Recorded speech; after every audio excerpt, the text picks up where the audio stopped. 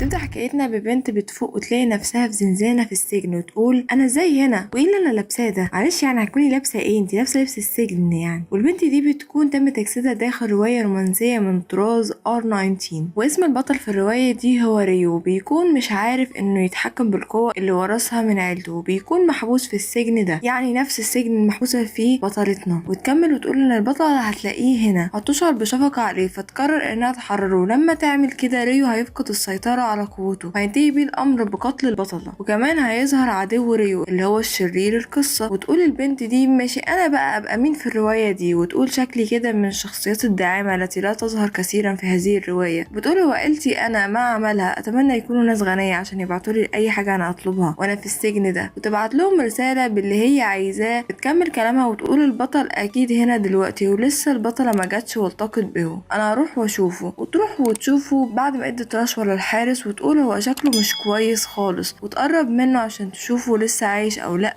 فتلاقيه فاق وبقى زي المجنون. وتقول شكل كلام الحراس السجن ده صح عندما قالوا انه فقد عقله لانه لم يستطع التحكم بقوته. وبعد شويه بتلاقيه بيتصرف زي الكلب. وتكمل كلامها وتقول وشكله كيوت قوي وهادي. وتقول يا لك من فتى جيد، ومعلش اسفه لازم امشي يا ريو. فتلاقيه بدا يعيط ويقول لها ماذا فعلت بي؟ انت اول شخص يعاملني كويس. وفي اللحظه دي ريو هنا بيكون رجع لشخصيته الطبيعيه. بعد ما قال لها الكلام ده تلاقيه تحول تاني لشخصيه الكلب. وفي اليوم التاني في واحد من المساجين بيقولها ممكن تساعديني لرفع لعنه عن ريو؟ بتقول له ازاي؟ وبيبدا يشرح لها ويقول لها في نوع من السحر اتعمل عليه هو اللي خلاه كده. في بعض المرات ممكن تلاقيه قوته استيقظت، وده بيكون بشكل مؤقت طبعا. بعدين بنشوف بطل بيكون في كامل قوته بقى اضخم كهيئه جسديه، وهو بيقول لها قريبا سياتي يوم اطلاق سراحك، اديني لما تخرجي من هنا من فضل قابليني. فتقول له اوعدك. ونشوفها بعد ما تم اطلاق سراحها وتفتكر انها كده بقت حره، لكن عندما وصل هذا الشخص اللي هو مين؟ اللي هو اخوها مين؟ البطل الشرير اللي بالقصه. بيكون ده صدمه كبيره لبطلتنا ان هي طلعت اخت البطل الشرير في القصه، بيكون اسمه سينشي. وكل اللي انا قلته والهري ده كله مجرد مقدمه لحكايتنا. تخيلوا كده كل دي مقدمه، امال الاحداث هتكون عامله ازاي؟ انت عبيط؟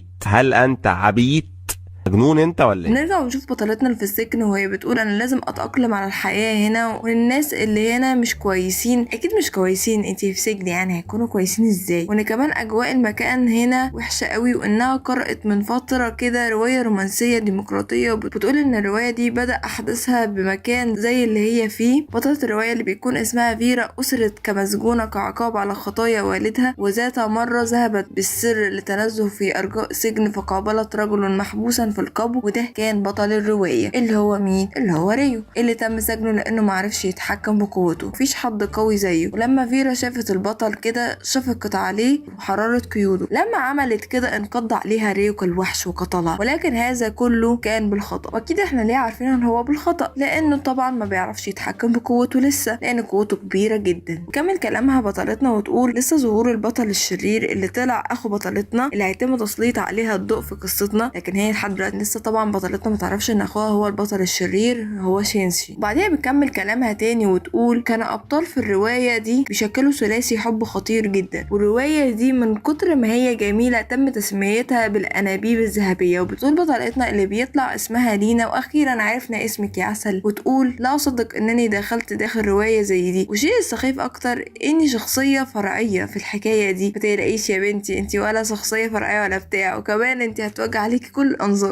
وتكمل كلامها تاني وتقول بما ان انا فقت وانا لسه في السجن، يعني انا لسه في بدايه الروايه. بتكون هي محبوسه بالسجن المركزي الامبراطوري. بتكمل كلامها لينا وتقول انا اتقبلت حياتي دي واني دخلت داخل الروايه دي. وبعديها بتبدا تفهمنا ان بدايه الروايه دي من 4 سنوات لما كان بطل الروايه لسه محبوس في السجن، ولينا قررت تروح وتشوفه. وبتحاول انها تدخل الزنزانه بتاعته. بيجي الحارس ويقول لها لا ما ينفعش يا لينا تدخلي الزنزانه دي، اصلا المكان ده مش للتجول، بس انا سبتك تتجولي. وليه هو سابها تتجول؟ لانها دايما بتديله رشوه وكده، بتجيب له المشروب اللي بيحبه. وتعالى انا افهمكم حاجه، ان السجن اللي في الروايه دي بيتسجن فيه النبلاء والطبقه الارستقراطيه، وبيكون فيه حراس كتير جدا قدام زنزانه البطل لانه كان بيعمل مشاكل دايما. ولكن لينا لسه في البدايه خالص، وبكده هيسهل عليها التجول في المكان ده تتعرف عليه. وغير كده هي رشت واحد من الحراس. وبنرجع تاني للينا وهي بتترجى الحارس تدخل الزنزانه دي، لكن هو مش مش بيوافق في الاول وبعديها بيوافق، واكيد انتوا عارفين ليه. الناس اللي هتقولي ليه انا ما فهمتش، هقول لكم عشان هي رشته، هتكون عشان ايه يعني. بعد ما بياخد منها المشروب بيديها مفاتيح الزنزانه وبيقولها الحارس بجد المشروب ده رائع، انت ازاي بتحصلي على الحاجات دي؟ باينه يعني ايها الحارس لانها بنت ناس اغنياء يعني. فتقول له لينا الصراحه انا بكتب لاهلي اللي انا عايزاه وبلاقيهم جابوه. بعديها بتسيبه وتمشي وتدخل الزنزانه اللي فيها ريو وتقول بطل الروايه في هيئته قبل ان يلتقي بالبطله، وتكمل كلامها وتقول حقا وسيم جدا، وبتقول هو مات ولا ايه، ولسه هتحط ايديها عليه تلاقيه قام وبقى زي الوحش وكان هينقض عليها، لكن بسبب انه مكبل بالاصفاد الحديد معرفش. ولينا تنصدم من ده وهي بتحاول تستوعب هو ليه عامل كده، ولكن بعد شويه بتلاقي شخصيته اتحولت لشخصيه الكلب. تقول هل يعقل البطل الان اصبح كالكلب؟ انا مش مستوعبه ده بجد. بيبدا ينبح كالكلب. هي عشان زهقت من صوته المزعج ده اديته عصايه، لكن ندمت على ده وجابت ميداليه مصنوعه من القطن واديتها له بدل العصايه. وتقول رينا انا اتعامل معاه ازاي دلوقتي؟ اعامله كانسان او حيوان؟ بس هو شكله لطيف جدا. بتبص بالساعه وتقول الوقت اتاخر لازم امشي. ونشوف فجاه البطل بدا يعيط ويقول لها انت ماذا فعلتي بيه؟ ولينا تقول ايه اللي حصل ده، وتستوعب وتقول اكيد هي دي ردة فعله لما عاد لهيئته البشريه. ويقول لها ريو انت اول شخص يلمسني. بتقول له اسكت لحد يسمعنا ويفهم غلط، وتكمل كلامها وتقول له بجد اني اسفه اني اعطيتك العصايه دي، بجد اعتذر جدا. فتلاقيه بيقول لها وهو بيعيط انت اول شخص يعتذر ليا. فتمسكه وتقول له ممكن تتوقف عن البكاء، وتقول له بدايه الاشياء غير مهمه، ما سيحدث لك بالمستقبل لن تتذكر لمسي لك او اعتذاري. وبعدها بتلاقيه بيقول لها ابعدي ايدك عني دي وما تمسكيش ايدي تاني، وبيبدا يعيط تاني. تقول في نفسها بجد مش مصدقه ده ريو، ده كانه طفل كما انه جميل جدا ولطيف، وبجد انا عمري ما شفت راجل بيعيط، وبجد السنوات تغير الاشخاص حقا. وبعديها بينده عليها الحارس ويقول لها يلا لازم تطلعي دلوقتي. فتقول له تمام طالعه. وبتقول لريو انها لازم تمشي وكمان تعتذر ليه تاني على هي مسكت ايده كده وتسيبه وتمشي. بعديها بتقول لينا الزنزانه اللي هو فيها اكثر زنزانه مظلمه شفتها في حياتي، وكمان ريو شكله اصغر مما توقعت. وبتقول قبل ما تمشي وعدته انها هتجيله تاني، وبسبب ان المصباح كان بعيد عنه معرفتش تشوف تعابير وشه لما وعدته بكده. وبعدين بنشوف لينا وهي في غرفة المعيشة الرئيسية بالسجن. انا حاسة انها مش في سجن يا جماعة، ده قصر بجد. بتقول لينا بجد انا كلما نظرت من حولي انصدم، كيف يعقل ان يكون هذا سجن؟ كمل كلامها وتقول ممكن هو كده لان كل السجناء الموجودين هنا من النبلاء والاغنياء، وبالرغم من هذا السجن الا ان الحراس متواجدين هنا بيحموا النبلاء مش اكتر، مش بغرض الحراسة. وكمان طعام هنا فاخر جدا، كمان السجناء هنا بيعملوا نزهة بعد الغداء، كمان يستطيع كل من الموجودين هنا يمارسوا جميع هواياتهم المفضلة. لكن الغريب هنا ان كل الموجودين هنا لابسين نفس اللبس. بجد انا لم ارى شيئا كهذا في حياتي، وبجد كلمة مرة اولى دي سمعتها كتير هنا، خاصة ليلة امبارح لما كانت عند ريو كده، ودي هتكون بداية الرواية الرومانسية، ولكن هذا لن يحدث في هذا الوقت الحالي او في الرواية حاليا، بسبب ان الاحداث يجب ان تمشي وفق الرواية الاصلية. على البطل التخلص من قيد حتى يخرج من هذا السجن، ولكن لكي يتخلص من هذا القيد على البطل الظهور ومساعدته لكي تعطي ريو الحرية المطلقة، هي الوحيدة القادرة على ذلك. وهكذا سيخرج من هنا بعد 4 سنوات من دلوقتي، والله اعلم انا كمان هخرج من هنا امتى. ولكن بقى الصدمة في دي يا اعزائي المشاهدين ان الاحداث هتتغير 180 درجة، لان مين دخل جديد؟ لينا دخلت جديد اللي هتغير احداث القصة تماما، وهنشوف ده مع الاحداث. وبعديها بنشوف لينا وهي قاعدة بهدوء كده بعيدة عن باقي السجناء اللي عمالين يتكلموا وصوتهم عالي. يجي واحد من السجناء ويقول للينا ممكن احكي لك قصة؟ فتقول له ما تروح تحكي لحد تاني يا عم. فيقول لها لا انا عايز احكي لك انت. ايه الراجل الغلس ده بجد؟ فتقول له لينا تمام وبحكي لك بعدها همشي. بيبدأ يحكي لها عن الدوقة دوملت. طبعا كلمة دوملت دي نيابة عن اسم العائلة او هو مسمى العائلة وكده يعني. والدوقة دوملت دي احد اشهر الدوقات الثلاثة بالامبراطورية، وانها دوقة شريرة جدا، وتعتبر برضو الدوقة الشريرة الرئيسية في الرواية دي، وبيسموها بالوردة السوداء. في الواقع الوردة السوداء قامت بشيء خطير جدا قبل كده، قامت بإدارة مزاد تحت الأرض. يقال إن دوملت دي اشترت جواهر نادرة في صندوق، والصندوق ده كان يحتوي على تاج تيارا. بتقول لينا في نفسها ده تاج الإمبراطورة، هو ده اللي هتلاقيه البطلة في منزل الشريرة في الرواية دي. بعدها بتقول لينا للراجل ده مش عامل المزاد ده غير قانوني أصلا. فيقول لها انت فاكرة إن القوانين دي هتتنفذ يعني على على وردة السوداء. تعرفي بمجرد ان انتشرت شائعات عن مزاد بحثوا العائلة الامبراطورية عن دوملت عن دليل ليدينها، ولكن ملقوش للاسف، وده اكيد بسبب ان حد ساعدها. هو فعلا اللي ساعدها ده رجل موهوب جدا اللي هو الدوق الاصغر للدوقة دوملت. ثواني كده افهمكم احداث الرواية دي اللي انا فهمتها. دوملت دي تعتبر مين؟ هي لينا، لكن لينا لسه ما تعرفش واخوها مين هو البطل الشرير واللي ساعدها طبعا. وكل اللي انا قلت لكم ده لينا لسه ما عرفتوش لانها تم تجسيدها داخل الرواية في شخصية دوملت.